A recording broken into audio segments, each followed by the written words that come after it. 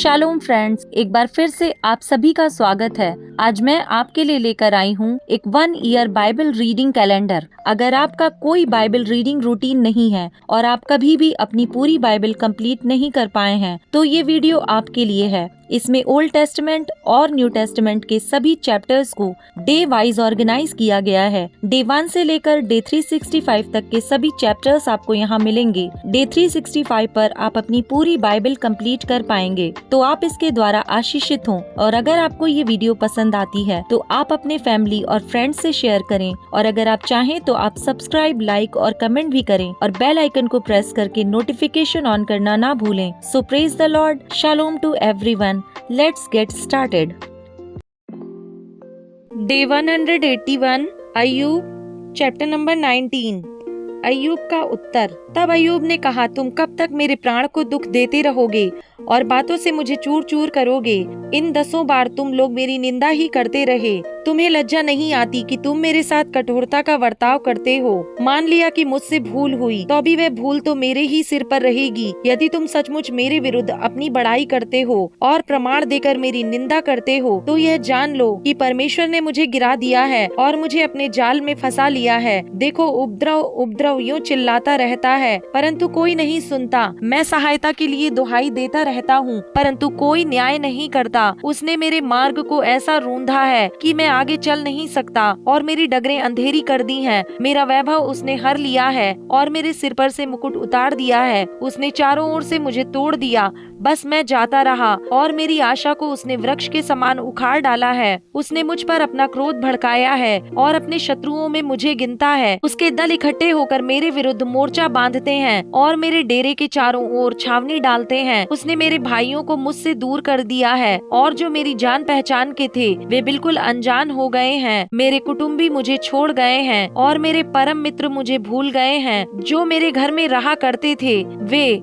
वरन मेरी दासियां भी मुझे अनजाना गिनने लगी हैं। उनकी दृष्टि में मैं परदेशी हो गया हूँ। जब मैं अपने दास को बुलाता हूँ तब वह नहीं बोलता। मुझे उससे गिड़गिड़ाना पड़ता है। मेरी सांस मेरी स्त्री को और मेरी गंध मेरे भाइयों की दृष्टि में घिनौनी लगती है। लड़के भी मुझे तुच्छ जानते हैं, और जब मैं उठने लगता तब वे मेरे विरुद्ध बोलते हैं। मेरे सब परम मित्र मुझसे द्वेष रखते हैं, और जिनसे मैंने प्रेम किया वे पलटकर मेरे विरोधी हो गए हैं। मेरी खाल और मांस मेरी हड्डियों से सट गए हैं, और मैं मृत्यु से बाल बाल बच गया हूँ। हे मेरे मित्रों, मुझ पर दया करो, दया, क्योंकि परमेश्वर ने मुझे मारा है। तुम परमेश्वर के समान क्यों मेरे पीछे पड़े हो? तुम मेरे मांस से क्यों तृप्त नहीं हुए? भला होता कि मेरी बातें लिखी जाती, भला होता कि वे पुस्तक में लिखी जाती, और लोहे की टांकी और शीशे से वे सदा के लिए चट्टान पर खोदी जाती। मुझे तो निश्चय है कि मेरा छुड़ाने वाला जीवित है, और वह अंत में पृथ्वी पर खड़ा होगा। और अपनी खाल के इस प्रकार नष्ट हो जाने के बाद भी मैं शरीर में होकर परमेश्वर का दर्शन पाऊंगा। उसका दर्शन मैं आप अपनी आंखों से अपने लिए करूंगा, और कोई दूसरा नहीं। यद्यपि मेरा हृदय अंदर ही अंदर चूर भी हो जाए, तो अभी मुझ में तो धर्म का मूल पाया जाता है। और तुम जो कहते हो हम इसको कैसे सताएं, सो तुम तलवार से डरो, क्योंकि क्रोध का परिणाम तलवार का दंड है, जिससे तुम जान लो कि न्याय होता है। अय्यूब चैप्टर नंबर 20। सोपर का तर्क। तब नामाती सोपर ने कहा, मेरा जी चाहता है कि उत्तर दूं, और इसलिए बोलने में फुर्ती करता हूँ। मैंने ऐसी चितौनी सुनी जिससे मेरी निंदा हुई, और मेरी आत्मा अपनी समझ के अनुसार मुझे उत्तर देती है। क्या तू ये नियम नहीं जानता जो प्राचीन काल और उस समय का है, जब मनुष्य पृथ्वी पर बसाया गया, और दुष्टों का ताली बजाना जल्दी बंद हो जाता, और भक्तिहीनों का आनंद पल भर का होता है? चाहे ऐसे मनुष्य का महात्म्य आकाश तक पहुँच जाए और उसका सिर बादलों तक पहुँचे, तो भी वह अपनी विष्ठा के समान सदा के लिए नष्ट हो जाएगा। और जो उसको देखते थे वे पूछेंगे कि वह कहाँ रहा? वह स्वप्न के समान लोप हो जाएगा और किसी को फिर ना मिलेगा। रात में देखे हुए रूप के समान वह रहने ना पाएगा। जिसने उसको देखा हो फिर उसे ना देखेगा, और अपने स्थान पर उसका कुछ पता ना रहेगा। उसके बाल बच्चे कंगालों से भी विनती करेंगे, और वह अपने ही हाथों से अपना माल लौटा देगा। उसकी हड्डियों में जवानी का बल भरा हुआ है, परंतु वह उसी के साथ मिट्टी में मिल जाएगा। करेगा, चाहे बुराई उसको मीठी लगे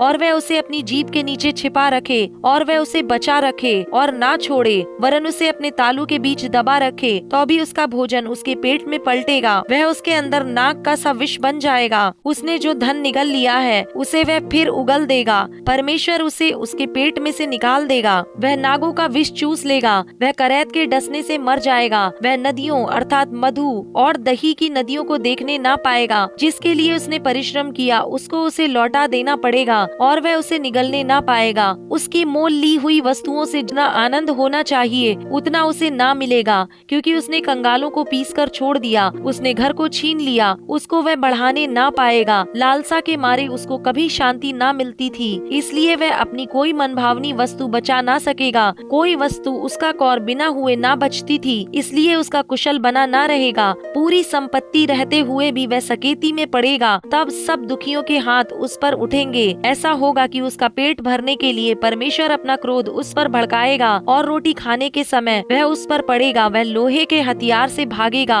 और पीतल के धनुष से मारा जाएगा। वह उस तीर को खींचकर अपने पेट से निकालेगा, उसकी चमकीली नोक उसके पित्ते से होकर निकलेगी, भय उसमें समाएगा। उसके गड़े हुए धन पर घोर अंधकार छा जाएगा। वह ऐसी आग से भस्म होगा जो मनुष्य की फूंकी हुई ना हो, और उसी से उसके डेरे में जो बचा हो वह भी भस्म हो जाएगा। आकाश उसका अधर्म प्रकट करेगा और पृथ्वी उसके विरुद्ध खड़ी होगी। उसके घर की बढ़ती जाती रहेगी, वह परमेश्वर के क्रोध के दिन बह जाएगी। परमेश्वर की ओर से दुष्ट मनुष्य का अंश और उसके लिए परमेश्वर का ठहराया हुआ भाग यही है।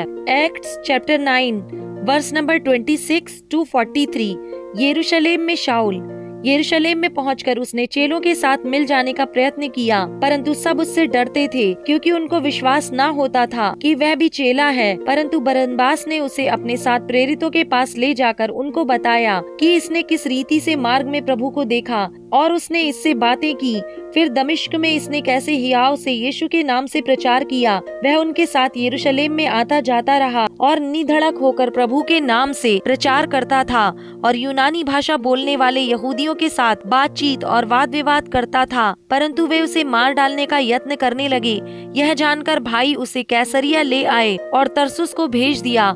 इस प्रकार सारे यहूदिया और गलील और सामरिया में कलीसिया को चैन मिला और उसकी उन्नति होती गई, और वे प्रभु के भय और पवित्र आत्मा की शांति में चलती और बढ़ती गई। लुद्दा और याफा में पतरस। फिर ऐसा हुआ कि पतरस हर जगह फिरता हुआ उन पवित्र लोगों के पास भी पहुंचा जो लुद्दा में रहते थे। वहां उसे एनियास नामक लकवे का एक मनुष्य मिला जो 8 वर्ष से खाट पर पड़ा था। पतरस ने उससे कहा, हे एनियास, यीशु मसीह तुझे चंगा करता है, उठ अपना बिछौना बिछा। तब वह तुरंत उठ खड़ा हुआ। तब लुद्दा और शारोन के सब रहने वाले उसे देखकर प्रभु की ओर फिरे। याफा में तबीता अर्थात दोरकास नामक एक विश्वासिनी रहती थी। वह बहुत से भले भले काम और दान किया करती थी।